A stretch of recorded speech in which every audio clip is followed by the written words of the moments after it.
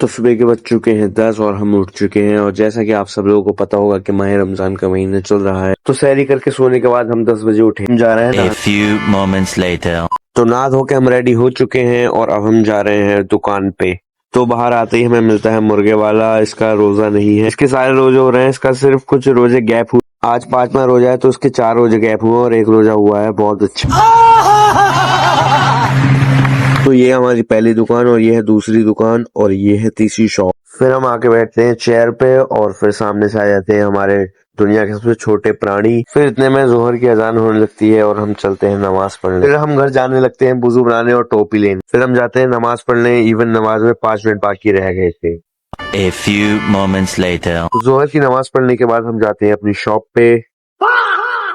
तो कैमरे को देखते ही ये हाथी ऐसा लड़का पागल सा हो जाता है और ये हमारे दुनिया के सबसे छोटे आदमी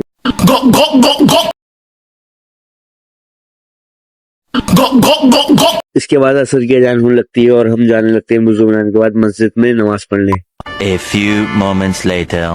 तो असर की नमाज पढ़ने के बाद हम जा रहे हैं इफ्तारी का सामान लेने। तो हम आ चुके हैं इफ्तारी का सामान लेने और हम चूज करने लगते हैं कि हमें कौन कौन से फ्रूट्स चाहिए। तो फ्रूट्स लेने के बाद हम इनको पेमेंट करने के बाद चलते हैं घर। पहुंच के पता चलता है कि एक सामान तो रह गया, दही लेने हम मुंडिया आ गए। मुंडिया में देखा तो बहुत चहल पहल और रौनक थी। मुंडिया में दही लेने के बाद हम चलते हैं घर क्योंकि इफ्तारी का टाइम हो चुका है। क्लास तो बुर्ज खलीफा से भी ज्यादा लंबा हो रहा था। तो हो चुका है इफ्तारी का टाइम।